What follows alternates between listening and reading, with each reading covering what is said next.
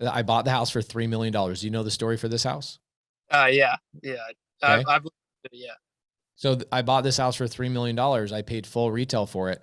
I couldn't care any less. I structured this, half of it's Subto, the other half of it's seller finance. Or if you actually know the story, it's 1/3 Subto, 1/3 seller finance, and 1/3 a consulting agreement that will give me a tax write-off and allow the seller to pay way less money in taxes, right? Okay. Creative finance is the only thing I will ever do the rest of my life because I can do anything. Nobody can tell me what I can buy, when I can buy, how I can buy. I create it. If I can write it down on a piece of paper, I can make it happen. That's how great creative finance is. So again, back to the equity portion. People, I hear these stories all the time back in 2008. Here's the people. There's two types of people that bailed on their properties in 2008. Okay. There's three types of people that were landlords in 2008. Here's what their outcomes were. Number one, there was a landlord that was buying mortgages or houses with mortgages that had adjustable rate mortgages. Mm-hmm. Those are really rare nowadays. Most people, I think I have like 2 or 3 adjustable rate mortgages, but 99% of my deals are fixed rate. So back in 2008, when the market crashed and the values of these homes crashed, guess what did not crash?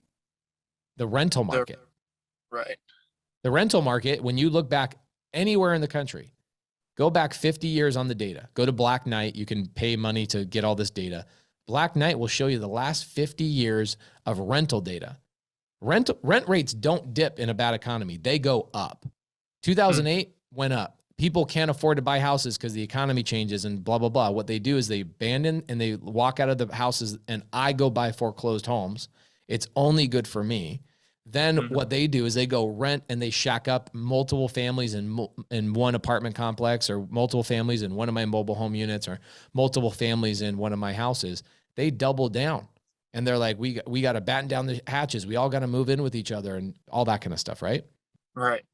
So if you go back to the data over the last 50 years, there has never been a dip in rental rates ever.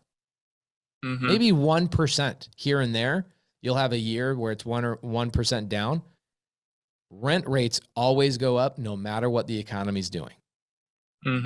So why do I buy properties? Do I buy them because I got this nice cushy comfort thing of equity? No, I didn't buy it that way. I bought it for cash flow. So why, when the market crashed, those guys that had adjustable rate mortgages, those guys got their kicked. And the reason being is because they didn't have a fixed payment. So when the market changed in 2008, 2009, and 2010, and the interest rates went up again, guess what happened?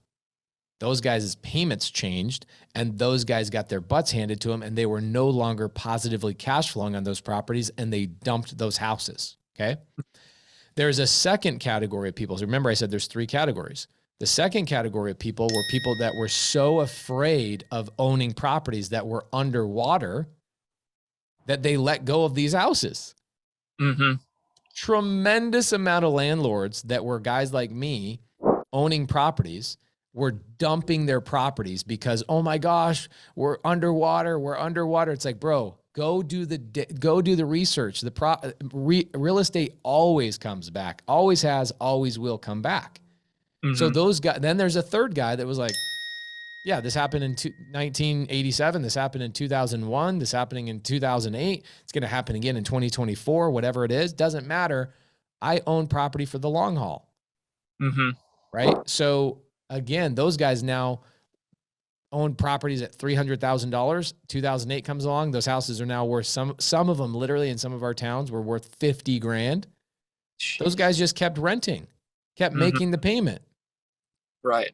Fast forward 13 years later, guess what they've had? They've had 13 years of mortgage pay down and amortization.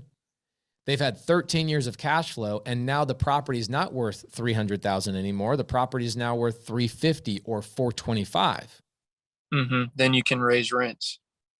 Raising rents happens in my market, we raise rents every 2 years. So I could have raised rents 7 times since 2008 on that one property. Yeah. Nice. So again, equity comes, equity goes, but the cash will always flow. So whether it's a Subto or a seller finance, I never look at the purchase price. What I care about more importantly is what are my terms? How low of money can I get into this deal and how much can I cash flow? Yeah. Does that all now make sense? Oh, for sure.